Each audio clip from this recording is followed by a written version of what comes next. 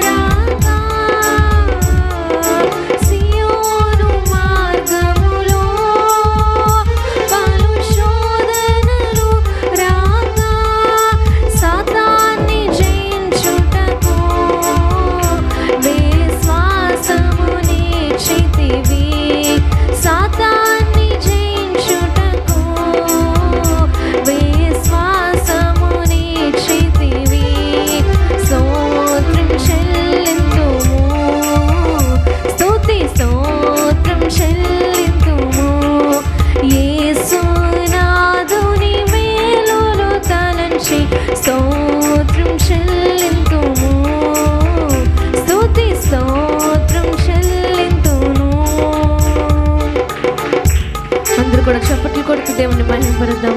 సిలువను మోసుకొని సువార్తను చేపట్టి విడిచిపెట్టి యేసుని వెంబడింప ఎంత భాగ్యం నిశ్చితివి అంటూ కలిసి పాడి దేవుని మహిమపరుద్దాం.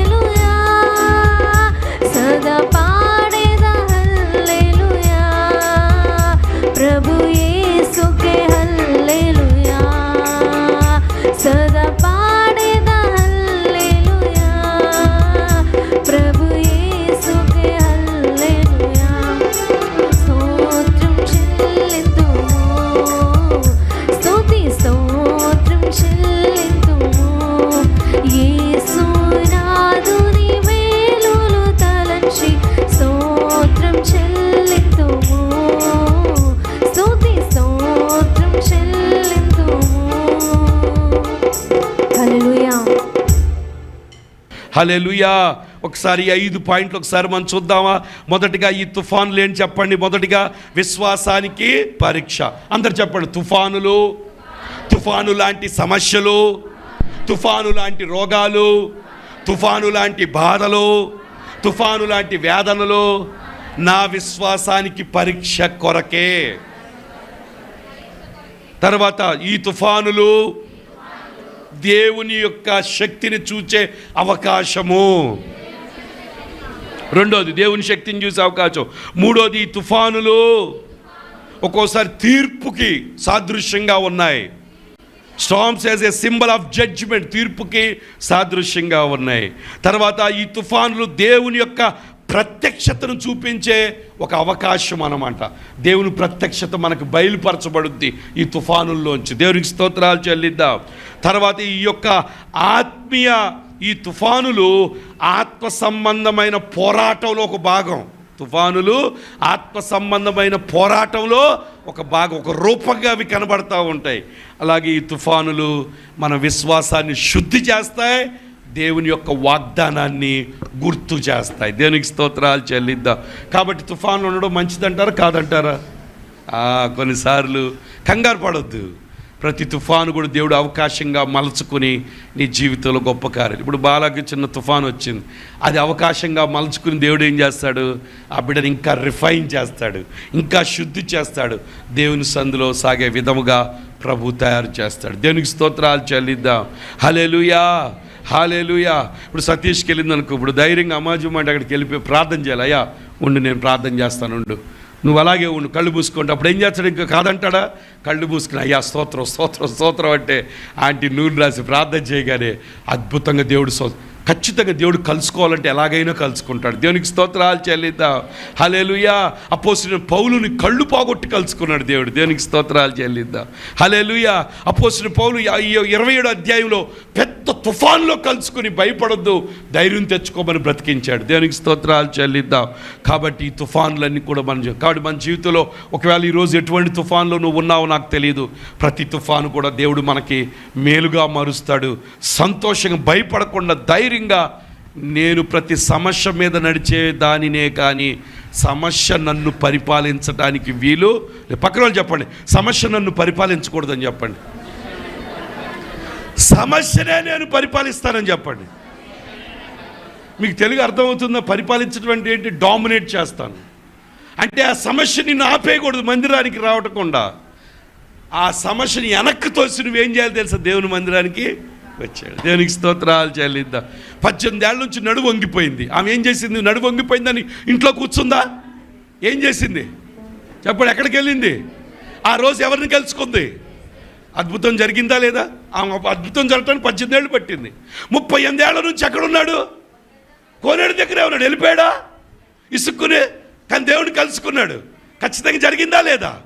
చూసారా? సమస్య బాధపడ సమస్య మీద కూర్చున్నాడు అక్కడే, కానీ దేవుణ్ణి కలుసుకున్నాడు. ప్రభు కార్యం చేశాడు. దేవునికి స్తోత్రాలు చెల్లిద్దాం. హల్లెలూయా, హల్లెలూయా. 4 స్నేహితులు ఏం చేశారు? అరే మనోడికి బాగోలేదని వదిలేశారా? మోసుకొచ్చారు. సమస్యను తీసుకొచ్చి ప్రభు పాదాల దగ్గర పెట్టారు. 5 నడుచుకుంటూ వెళ్ళిపోయారు. దేవునికి స్తోత్రాలు చేయాలి. అవసరమైతే పైకెక్కి పెంకులు తీసి కిందకి దించేశారు. దేవునికి సమస్య భయపడ్డారు. అమ్మో ఈయన ఎత్తలేవురా, అరే చెయ్యలేవురా అన్నారా? చెయ్యగలం, వచ్చామా స్వస్థతతో వెళ్ళాల్సిందే అని చెప్పి పెంకులు తీసి వాళ్ళు దించుతుంటే ప్రభు హృదయం ఎంత సంతోషపడి ఉన్నదంటే, దేవుడు వాళ్ళ విశ్వాసాన్ని చూసి ఏం చేశాడంట? ఆయన్ని స్వస్థపరిచాడు. దేవునికి స్తోత్రాలు చెల్లిద్దాం. కాబట్టి ప్రియమైన దేవుని బిడ్డలారా, సమస్యలు మనల్ని ఏమి కూడా చెయ్యలేవు. దేవునికి స్తోత్రాలు చెల్లిద్దాం. హల్లెలూయా. అది ఆర్థిక సమస్య అయినా, పిల్లల సమస్య అయినా, కుటుంబ సమస్య అయినా, అందరితో చెప్పండి, ఆ సమస్యతో మాట్లాడండి. దైవాన్ని నీ మీద నుంచుంటాను, నేను సమస్య మీదే నుంచుంటాను, కానీ నువ్వు నా మీద నుంచోడానికి వీలు లేదు. దేవునికి స్తోత్రాలు చేయలేదు. కొన్నిసార్లు భయపడిపోయి, కంగారు పడిపోయి, ఏడ్చేసి, టెన్షన్ పడిపోయి ఏమవుతుంది? దేవునికి పక్కన చెప్పండి, ఏమవుదని చెప్పండి. ఏమవుదని మళ్ళీ చెప్పండి, ఏమవుతుంది? ఎందుకు? మనతో ఎవరున్నారు మనతో? యోహాను మనతో ఎవరున్నారు? యేసయ్య ఉన్నాడు. యేసయ్య ఉంటే ఏ అల ముంచగలుగుద్దా? ఓడని ముంచలేదు. మనల్ని ఎవ్వరు కూడా ముంచలేరు. ప్రభు మనతో ఉన్నాడు. ఎప్పటి వరకు తెలుసా? నువ్వు ఈ లోకయాత్ర ముగించే వరకు ఉన్నాడు. ఈ యుగ సమాప్తి వరకు సదాకాలం. ఆపరేషన్ థియేటర్లోకి వెళ్ళినా ప్రభు ఉన్నాడు. నువ్వు బయట పనికి వెళ్ళినా ప్రభు ఉన్నాడు. ఎక్కడికి వెళ్ళినా నా ప్రభు నాతో ఉన్నాడంతే. నేను భయపడాల్సిన అవసరము లేదు. దేవునికి స్తోత్రాలు చెప్పండి అందరూ కూడా. హల్లెలూయా. 2 చేతులు పైకెత్తి ప్రభువా నాతో ఉన్నందుకు వందనాలని చెప్పండి. చెప్పాలి, ప్రభు నాతో ఉన్నందుకు వందనాలని చెప్పండి. ఇగోటి మన మధ్యలో గీతం ఇస్తున్నారు. నిజంగా ఆకున్న పరిస్థితి మీలో ఉంటే వస్తారా మీరు? ఆటో పెట్టుకుని దేవుని, నేను అంటాను, అది నిజంగా ఆ ఉన్న తుఫాన్లన్నీ తన్నేసి దాని మీదే నడుచుకుంటూ వచ్చేస్తాం పైకి. మెట్లెక్కలు ఎన్ని ఆపరేషన్లు ఉన్నాయి శరీరంలో, ఎన్ని ప్రాబ్లమ్స్, ఒకటి కాదు ఎన్ని ప్రాబ్లమ్స్. ఇప్పుడు సాక్ష్యం చెప్పమంటే ఎన్నో ప్రాబ్లమ్స్ అన్నిటిని దాటుకుని ఎక్కడికి వచ్చి కూర్చున్నారు ఇప్పుడు. చూసారా? ఎవరిని బట్టి? ఇప్పుడు అయ్యేవాళ్ళని చలాయించగలిగితే అధికారం ఏం చలాయించలేదు. దేవునికి స్తోత్రాలు చెల్లిద్దు. నాలో ఉన్నవాడు లోకంలో ఉన్నవానికంటే మన క్రియలతో పరిస్థితులను భయపెట్టాలి. దేవునికి స్తోత్రాలు చెల్లిద్దాం. చెప్పండి పక్కన వాళ్ళతో, మన క్రియలతో పరిస్థితులను ఏం చేయాలి? భయపెట్టాలి. దేవునికి స్తోత్రాలు చెల్లిద్దాం. రోగాన్ని భయపెట్టాలి. రోగం మీద రోజు దేవుని వాగ్దానం పలుకుతుంటే అది భయపడి పారిపోతుంది. దేవునికి స్తోత్రాలు. ఆయన పొందిన దెబ్బల చేత నాకు స్వస్థత, 2000 సంవత్సరాల క్రితం నా కొరకు ఆయన 39 కొరడా దెబ్బలు పొందారు. ప్రతి దెబ్బ నాకు స్వస్థత. నేను ఆరోగ్యవంతురాలు. ఇలా అంటే రోగం ఏమంటుంది? నువ్వు కాదు అంటదా? అది ఆఖరికి సత్యం పలుకుతున్న అసత్యం ఏమైపోద్ది? పారిపోవాల్సి. నిజం బయటపడినాక అసత్యం నిలబడదు కదా. అబద్ధం నిలబడుద్దా? నిజం తెలిసినాక ఇంక అబద్ధానికి శక్తి ఎక్కడిది? సత్యం ఏంటో తెలుసా? యేసయ్య పొందిన దెబ్బల చేత నీకు స్వస్థత ఇప్పుడు ఉంది. దేవునికి స్తోత్రాలు చెల్లిద్దాం. యేసు రక్తంలో శక్తి తగ్గిపోలేదు. యేసయ్య నామంలో శక్తి తగ్గిపోలేదు. ఆనాడు ఏ శక్తి ఉందో అదే శక్తి ఇప్పుడు ఉంది. ఆయన నిన్ను బాగు చేయగలడు. ఆయన నిన్ను లేవనెత్తగలడు. ఆయన నిన్ను నిలబెట్టగలడు. ఆయన నీకు సహాయం చేయగలడు. ఆయన చెయ్యలేని కార్యము ఏది కూడా లేదు. అదే సత్యం.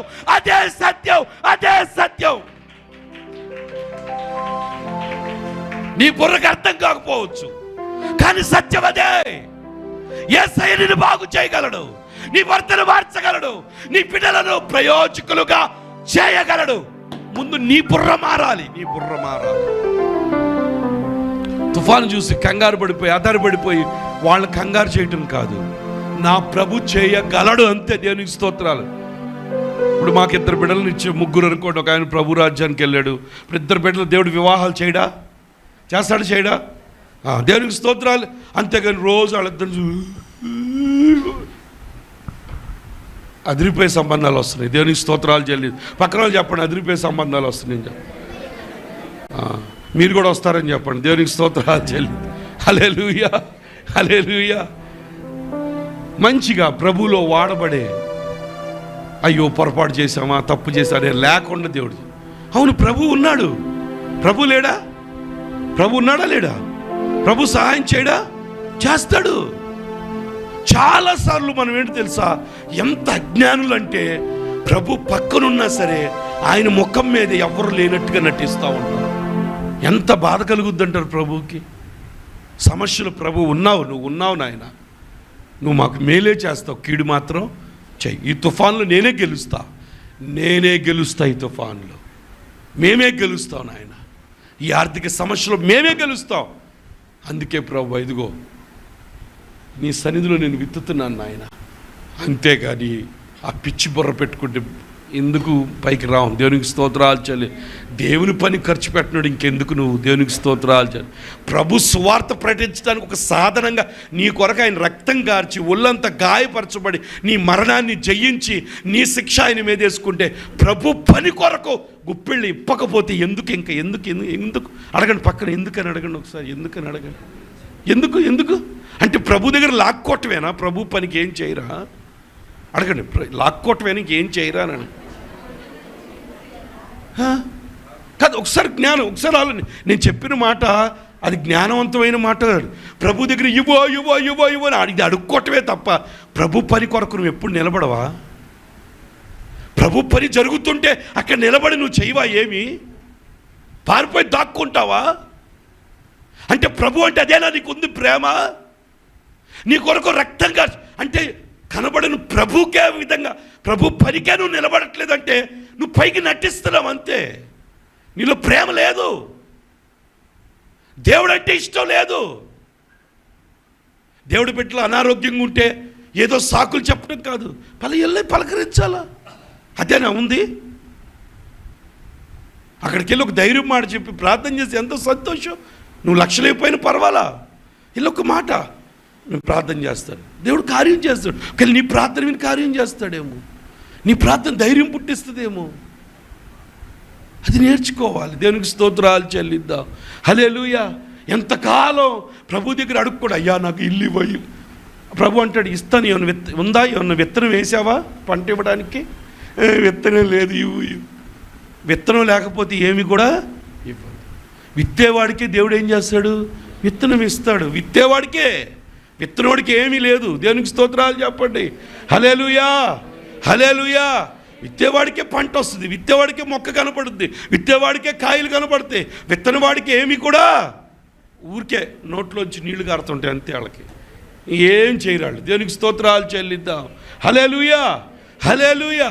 నేను ఎందుకు ఈ మాటలు చెప్తున్నంటే మీరు ఆర్థికంగా కూడా బలం పొందాలి, అన్ని విషయాల్లో మీరు సమృద్ధిగా ఉండాలి, అన్ని విషయాల్లో మీరు సౌఖ్యంగా ఉండాలి, అన్ని విషయాల్లో అభివృద్ధిలో ఉండాలి.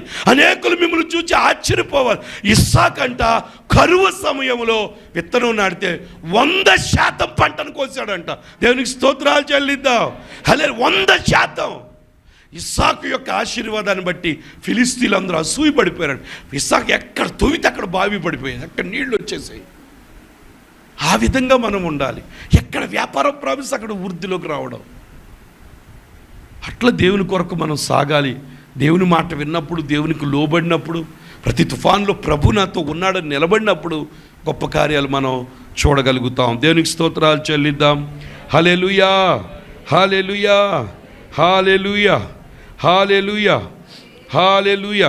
ఒక 4 విషయాలు ఉన్నాయి, మామూలుగా చెప్పి నేను ముగిచ్చేస్తాను, ఎందుకంటే ఈ సిరీస్ అయిపోతే వచ్చే వారం వేరే సిరీస్ మనం చూద్దాం. చూడండి, ప్రాక్టికల్ అప్లికేషన్ ఫర్ బిలీవర్స్ అనమాట. ఇలాంటి తుఫాన్లు వచ్చినప్పుడు మనం చేయవలసిన పని మొదటిది ఏంటో తెలుసా? Faith in the Storm of the life. విశ్వాసం కోల్పోకూడదు. సమస్యలు వచ్చినప్పుడు మొదటిది విశ్వాసం కోల్పోకూడదు. రెండోది ప్రార్థన చెయ్యాలి. రెండోది ఏం చేయాలి? ప్రార్థన చెయ్యాలి. మూడోది ఏంటో తెలుసా?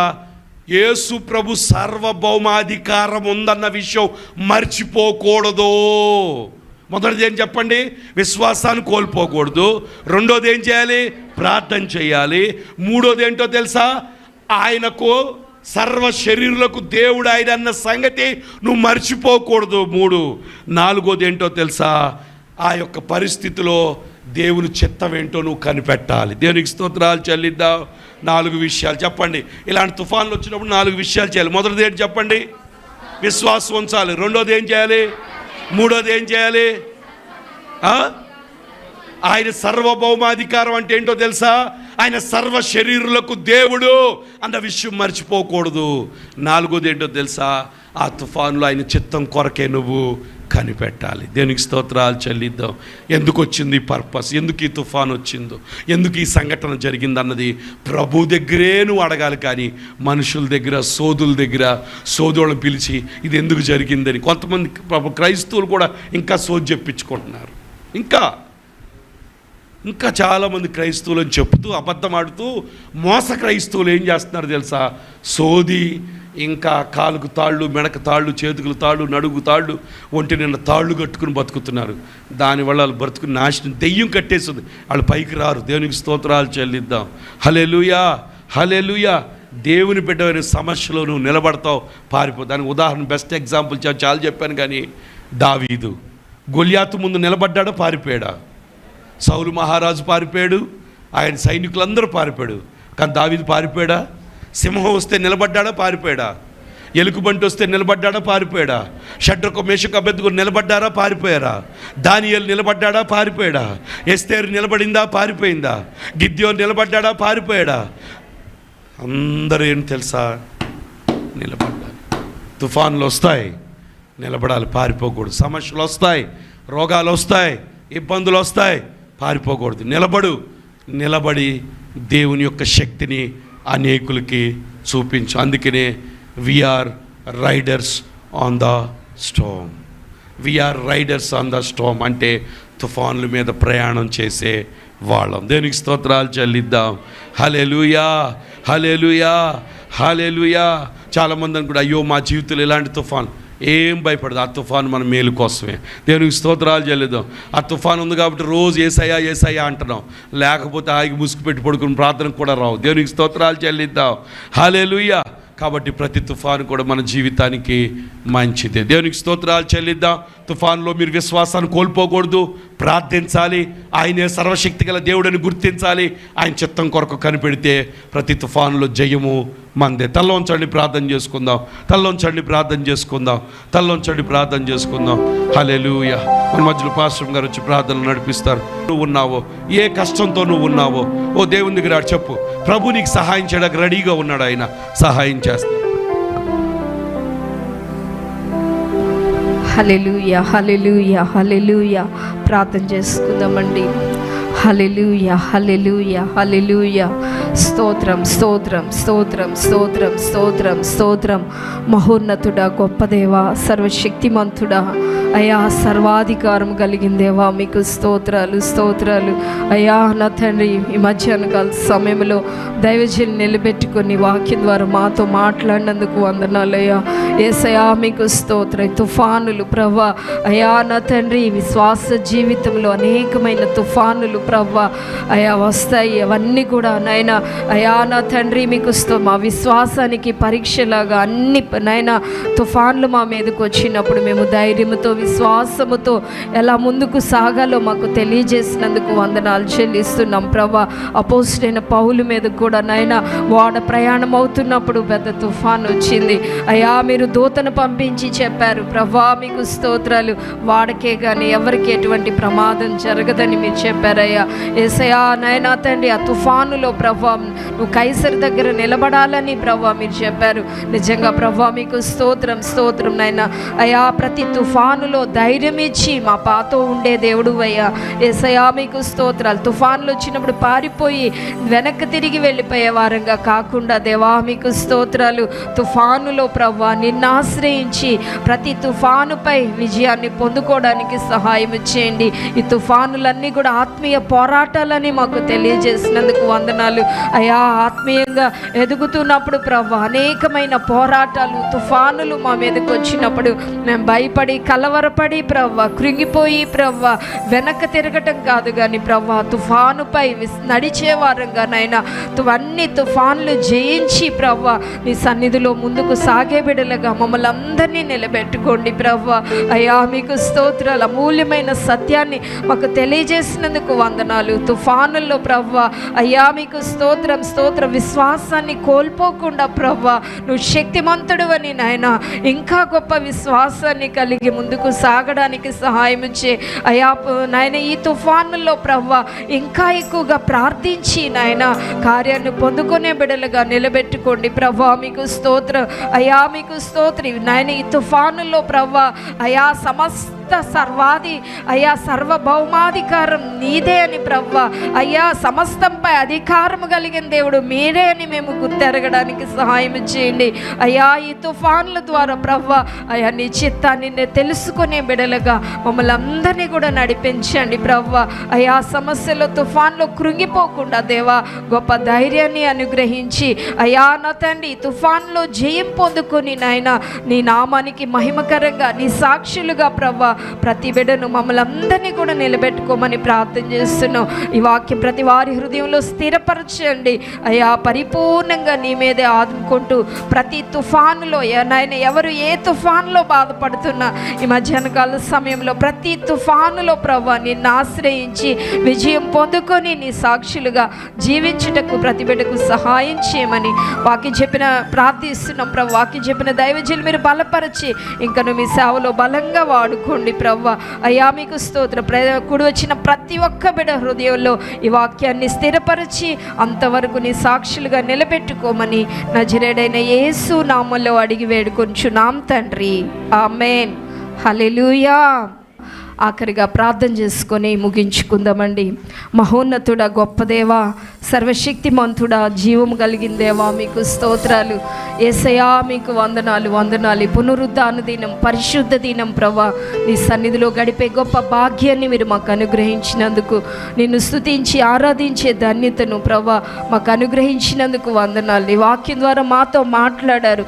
శ్రమలు తుఫానులు మా మీదకు వచ్చినప్పుడు ప్రభా అయా ఓడిపోయి వెనక్కి పారిపోయే వారంగా కాకుండా తుఫాను జయించి తుఫాను మీద నడిచి జయం పొందుకునే బిడ్డలుగా మమ్మల్ని అందరినీ నిలబెట్టుకోండి. అటు కృపతో మమ్మల్ని స్థిరపరచమని ప్రార్థన చేస్తున్నాం ప్రభా. ఈ వారం అంతా జరిగే ప్రార్థన కోడికలన్నిటిలో మీరు ఉండండి ప్రభా. మీకు స్తోత్రం, జయకరంగా జరిగించండి అయ్యా. మీకు స్తోత్రం స్తోత్రం నాయన. అయ్యా నాయన సంఘంలో బలహీనంగా అనారోగ్యంగా ఉన్న బిడ్డలకు స్వస్థత కలుగును గాక. ఈ వారం అంతా బిడ్డలు మీ రెక్కల నీడ భద్రపరచండి, మంచి ఆరోగ్యాలు ఇవ్వండి, పనిపాట్లో తోడుగా ఉండండి ప్రభువా.